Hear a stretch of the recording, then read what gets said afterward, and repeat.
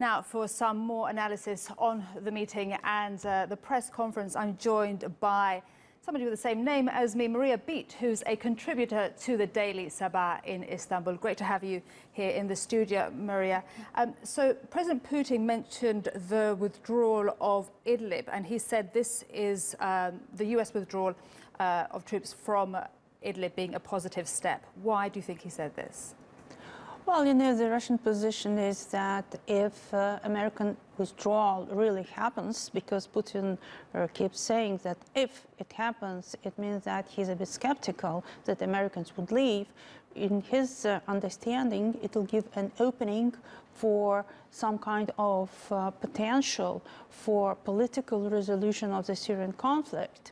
And in my understanding, it means that he believes that jointly together, the Astana process guarantors they would contribute more into a peaceful resolution of the Syrian conflict than with American involvement.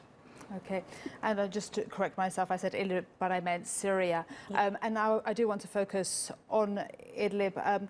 And what more can we take from what the two leaders said, particularly about Idlib?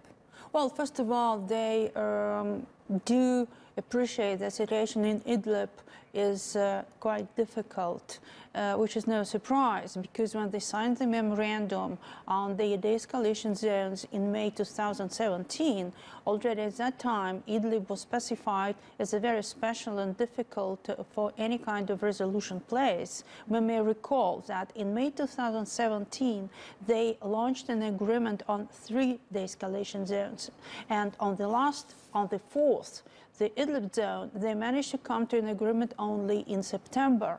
So what's going on right now, on one hand, it's not surprising. On the other hand, something has to be done, and it's not easy to do that. And Putin said particularly that he appreciates that Turkey faces a lot of difficulties to resolve the situation in Idlib, regardless of all the obligations stemming from the agreements of the Astana process guarantors, because Turkey basically has to manage the situation of the warring parties in the Idlib province, and sporadically all kind of outbursts of insurgents and fighting happen, but Putin says, well, we're on the positive side. We believe that sooner or later the situation would be resolved, and it will give an opening to the political process.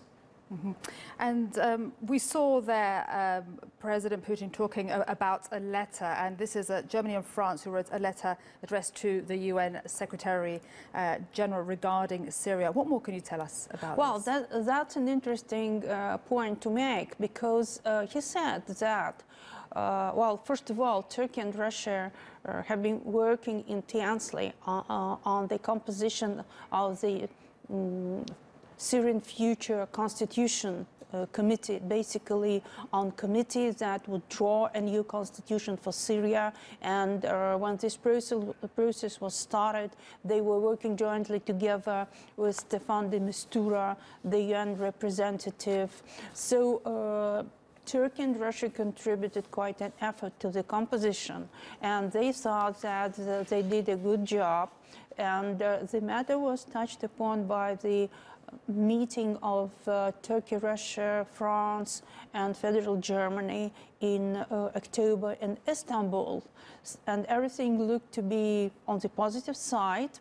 And the parties, I mean, Turkey and Russia, were thinking to complete the composition in order to present the list of potential participants to the United Nations sometime by the end of the year. But when they finally presented that list, they found out that a letter was sent, attention to the UN Secretary General, from representatives with the United Nations from France and Federal Germany. And in this letter, they basically advised the Secretary General to instruct de Mistura not to agree on this list of potential participants to the Constitution Committee that were chosen and suggested by Turkey and Russia.